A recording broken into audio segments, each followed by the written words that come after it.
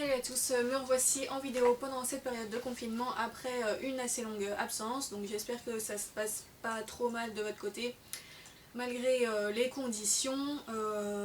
Pour moi ça va à peu près, même si je n'ai pas énormément lu parce que j'ai fini un livre qui m'a pris beaucoup de temps, dont je vais vous parler dans quelques instants, puisque je vais donc vous faire un petit point lecture et puis juste après je tournerai une seconde vidéo pour vous montrer, je pense que je vais appeler ça la palle de confinement, même si je vais certainement pas lire tous ces livres pendant le confinement, mais en fait, vu qu'on pouvait plus sortir en librairie, etc., et que je suis confinée chez mes parents, j'en ai profité pour regarder dans leur bibliothèque tous les livres qu'ils avaient, et j'en ai repéré certains qui pouvaient potentiellement m'intéresser, donc du coup je me suis fait une petite sélection parmi les livres de leur bibliothèque de titres qui m'intéressent, et ça me fait une espèce comme ça de petite palle que je vais pouvoir au moins commencer pendant le confinement, qui va durer normalement jusqu'à la semaine prochaine, mais bon, moi je pense que je vais rester ici un petit peu plus longtemps parce que comme normalement mon lieu d'apprentissage est à Nancy et que les déplacements de plus de 100 km a priori ne vont pas être très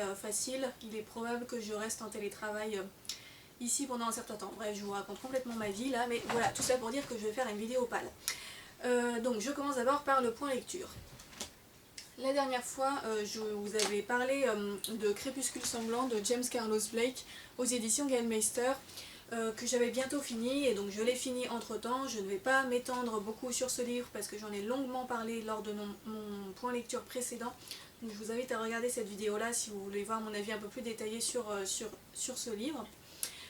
Donc simplement pour dire que j'ai bien aimé la fin. En fait, je m'y suis attendue, mais seulement dans les dernières pages, c'est-à-dire que le suspense est quand même resté assez longtemps. Je vous disais dans ma dernière vidéo que je ne savais pas du tout comment ce livre allait bien pouvoir se finir, et donc le suspense est resté vraiment jusque dans les dernières pages. Et voilà, je ne vais pas vous en dire plus sur la fin pour pas vous spoiler, mais donc globalement c'est une lecture que j'ai bien aimée, même si je lui ai trouvé quelques défauts, notamment des répétitions, surtout dans les descriptions, des passages descriptifs qui étaient vraiment très redondants d'un chapitre à l'autre. Et puis le deuxième défaut que je pourrais lui donner, ce serait que en fait l'auteur fait un usage de la violence qui est un tout petit peu excessif quand même, c'est-à-dire que la violence dans un roman, pour moi, c'est quelque chose qui doit être utilisé avec une certaine parcimonie, parce que sinon ça finit par perdre de son intérêt. Quand il y a une scène violente qui arrive dans une histoire, c'est normalement, a priori, pour déclencher une espèce de choc chez le lecteur, déclencher une émotion assez vive. Et le problème, c'est que si la violence est constante, continue tout au long du livre sans jamais s'arrêter, eh ben, cet effet de choc ne fonctionne plus, puisqu'en fait on finit par s'y habituer, puisqu'elle elle est présente tout le temps. Et donc c'est un petit peu le problème que j'ai rencontré dans ce livre, c'est que la violence est tellement omniprésente qu'elle perd sa force d'impact au bout d'un moment et qu'elle devient complètement banalisée. Et du coup elle a moins de puissance en fait. Donc voilà, c'est les deux choses que je pouvais reprocher un peu à ce livre, le côté un peu répétitif parfois et une utilisation trop excessive, enfin excessive tout simplement, de la violence. Mais sinon c'est quand même une lecture que j'ai bien aimée, et je lirai peut-être d'autres livres de cet auteur. Donc voilà pour Crépuscule sanglant. Après cela, après ça c'était le confinement, donc à la base j'avais commencé un livre mais qui est resté à Nancy, donc du coup je ne l'ai plus avec moi et il va falloir que j'attende de retourner à Nancy pour le continuer, donc tant pis pour ce livre là. Mais du coup j'ai profité du confinement pour reprendre le livre que j'avais essayé de lire au mois de janvier et que je n'avais pas réussi parce qu'à l'époque à ce moment là j'étais un peu trop fatiguée, donc là je l'ai repris, je m'y suis mise et je l'ai fini, ça y est. Et donc il s'agit de Conqueror de Con Iggulden. Donc c'est le 5e et dernier tome de la saga sur Gengis Khan et ses descendants, dont je vous ai déjà parlé à plusieurs reprises sur la chaîne. Donc en français la saga s'intitule L'épopée de Gengis Khan, et en anglais, alors j'ai vu passer deux titres différents, soit c'est juste Conqueror tout court, soit c'est un truc genre The Epic Story of the Great Conqueror, quelque chose comme ça. Donc voilà, c'est une saga en 5 tomes qui commence pendant la jeunesse de Gengis Khan et qui se termine dans ce tome-là avec le destin de l'un de ses petits-fils, Kublai Khan, qui a également régné sur un très grand empire et qui a un peu suivi les traces de son grand-père. Donc voilà, c'est une série du coup historique, plutôt dans le genre épopée guerrière. Et c'est absolument génial. Franchement, j'ai mis hyper longtemps à lire ce livre parce que donc comme vous l'avez sans doute compris, il est en anglais. Puisqu'en fait le problème avec cette série, c'est que les 3 premiers tomes ont été traduits en français, mais les tomes 4 et 5 n'ont jamais été traduits. Ce que je trouve un peu bête parce que bon, pour les gens qui ne peuvent pas lire en anglais, c'est quand même dommage de commencer une série et de se rendre compte, arrivé à la fin du tome 3, qu'on va pas pouvoir lire la suite. Je trouve que les éditeurs auraient pu faire un petit effort et traduire quand même les tomes 4 et 5, mais bon. Donc du coup, je l'ai lu en anglais, ce tome 5, et il est très long. Il fait un peu plus de 550 pages, sachant qu'il est écrit assez petit, et puis c'est voilà, c'est assez, on va rien voir là, mais c'est assez dense quoi. Voilà, et en plus, c'est une histoire, comment dire, c'est une histoire qui est assez dense aussi, c'est vraiment du bon roman historique, bien détaillé, etc. Donc ça demande un certain niveau d'anglais aussi au niveau du vocabulaire. Donc c'est pour ça qu'en fait au début j'ai pas mal ramé parce que ça faisait longtemps que j'avais pas lu en anglais, que j'avais pas lu de roman en anglais. Et donc au début j'étais un peu... voilà, mais en fait ça a fini par revenir avec l'habitude et sur la fin, sur les derniers jours, je l'ai lu un petit peu plus vite. Mais ça m'a quand même pris plus d'un mois au final pour le lire, même si j'ai adoré. Et donc voilà, alors que vous dire particulièrement, j'ai pas forcément trop envie de vous parler de l'histoire de ce tome 5, parce que bon, même si c'est des faits historiques qui sont déjà connus, bon, si jamais vous connaissez pas l'histoire de Gengis Khan, bah, autant vous la laisser découvrir, vous laisser la découvrir à travers la série.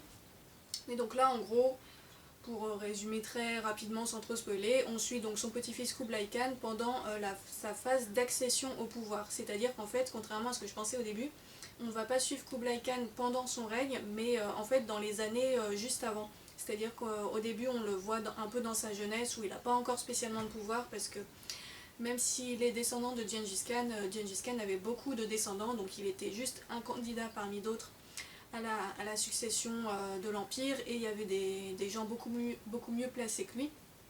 Mais les événements vont faire que finalement il va se retrouver dans la course pour prendre la relève, et donc c'est ça qu'on va suivre en fait, cette sorte de compétition qu'il va mener pour réussir à devenir empereur à son tour.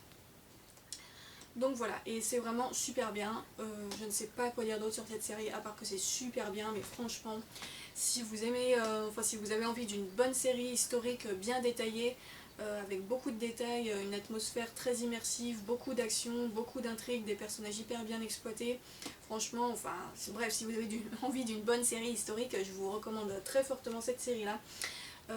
Au moins la première trilogie, puisque donc là, dans les 3 premiers tomes traduits en français, on suit le destin de Gengis Khan, et c'est à partir du tome 4 qu'on commence à suivre le destin de ses descendants.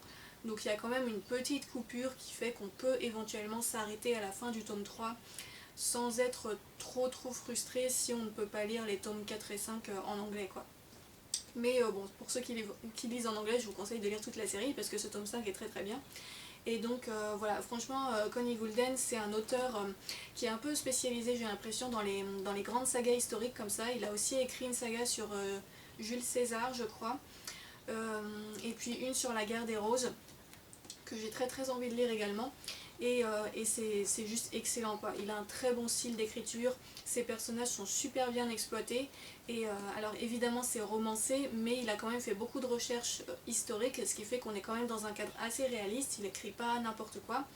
Et à la fin, alors je sais plus si c'est le cas dans tous les tomes, mais en tout cas dans ce tome là, à la fin on a une petite note qui nous explique en fait quels éléments de l'intrigue ont été fictionnalisés, ce qui permet de faire bien la différence entre les vrais événements historiques qui sont racontés là-dedans et les moments où l'auteur a un petit peu inventé certains détails pour les besoins de son intrigue.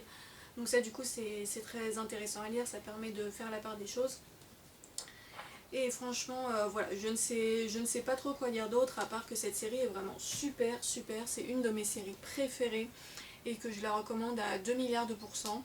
Et je vais vraiment, c'est sûr, lire les autres séries de cet auteur parce que c'est super bien. Voilà. C'était un peu brouillon, mais voilà, j'espère que j'ai réussi à vous le vendre parce que c'est vraiment super. Après, il faut aimer un peu le genre épopée guerrière, parce que donc il y a beaucoup de récits de bataille avec plein d'histoires de stratégie militaire, de tactique, etc. Il n'y a pas que ça, mais c'est quand même une partie assez importante. Donc faut un peu aimer le genre, mais franchement, je vous dis, lancez-vous et puis et vous verrez que c'est super bien. Donc voilà, pour ce livre qui m'a pris donc quasiment tout le confinement, puisque je l'ai terminé seulement il y a 1 ou 2 jours là.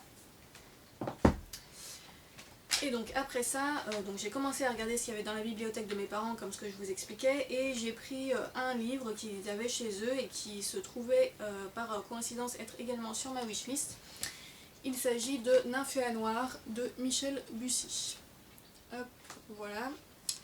Donc Nymphéa Noire, c'est un roman policier qui se déroule à Giverny, donc le village de Claude Monet, où il a peint notamment ses célèbres peintures des nymphéas. Et donc il va y avoir un meurtre qui va être commis dans ce petit village et on va suivre l'enquête qui va se dérouler par rapport à ce meurtre, et c'est une enquête qui va mêler en fait Enfin, il va y avoir à la fois des liens avec la peinture, donc pas seulement avec Claude Monet, mais avec le milieu de l'art en général, et des histoires liées au village lui-même, en fait, des histoires de famille, des histoires de village quoi, sur plusieurs années. Donc voilà, je ne peux pas trop vous en dire plus parce qu'en fait j'ai abandonné ce livre à la page 160. Puisque ça m'a pas plu quoi. Donc Michel Bussy, pourtant c'est un auteur qui a pas mal de succès, mais moi vraiment j'ai pas accroché. J'ai trouvé que c'était pas hyper bien écrit. Les personnages étaient pas super intéressants, enfin je les ai pas trop aimés. Et puis en fait l'histoire, enfin je me suis renseignée un peu après pour savoir comment ça se terminait, parce que quand j'abandonne un livre j'aime bien connaître la fin quand même. Et donc en pensant à la façon dont ça se termine, on peut se dire que ouais effectivement la fin est plutôt pas mal, mais clairement arrivé à la page 160 j'avais pas envie de me taper tout le reste du livre en fait, parce que ça m'intéressait vraiment pas du tout. Et puis je trouvais pas ça très bien écrit en fait tout simplement, donc je prenais pas trop de plaisir à cette lecture. Du coup voilà, j'ai décidé de l'arrêter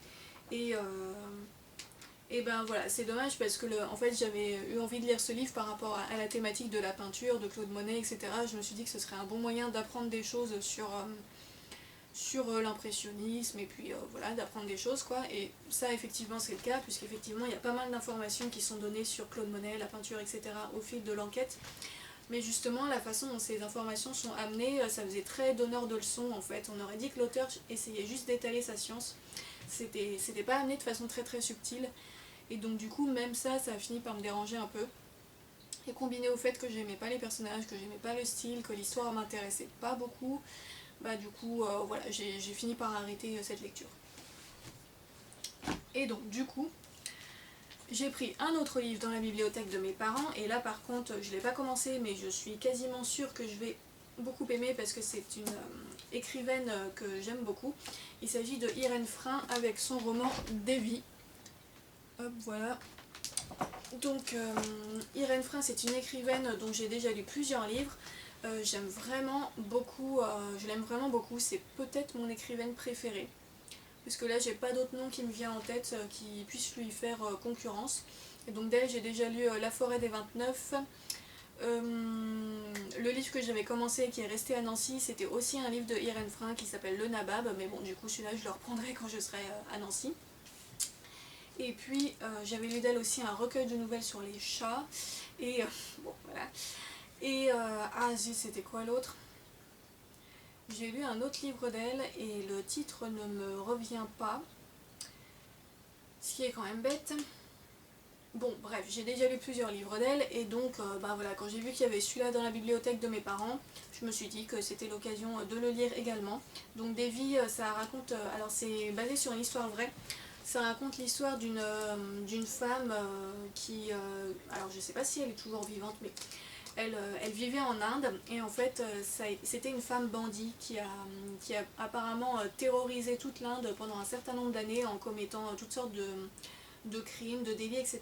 Et en fait apparemment elle s'était lancée dans une sorte de furie vengeresse parce qu'elle avait été victime d'un viol collectif et son amant avait été assassiné par un groupe d'hommes, voilà.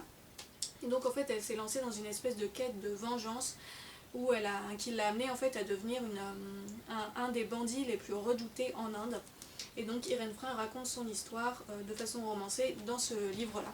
Et en fait, Devi, finalement, apparemment, d'après ce qui est dit dans le résumé, etc., c'est devenu pratiquement une figure mythique en Inde. Et apparemment, ce roman a eu un tel succès qu'il a accéléré la libération de cette personne, puisque donc Devi a été en prison en fait au moment où Irène Frein a écrit son livre.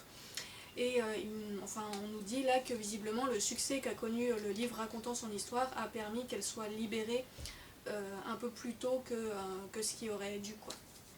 Donc voilà, une histoire de femme bandit en Inde racontée par Irène Frein, moi ça m'intéresse, je pense que ça va être très bien. Et donc je vous en reparlerai lors d'un prochain point lecture. Voilà donc pour mes dernières lectures. J'ai essayé de faire un peu plus vite que d'habitude, ouais 15 minutes ça va. Donc je vais m'arrêter là pour cette vidéo et puis je vais vous tourner la vidéo pâle de confinement entre guillemets. Et puis du coup je ne posterai pas les deux vidéos à la suite, mais voilà. Et je vous dis, je suis désolée, je parle très très vite et du coup je mélange toutes mes phrases, il faut que j'arrête de faire ça. Donc je vous dis à bientôt donc dans une prochaine vidéo pâle. J'espère que vous avez de bonnes lectures et j'espère que je pourrai bientôt revenir vous parler de Devi et d'autres livres qui, je l'espère aussi, seront de bonnes lectures. Voilà, donc allez, salut!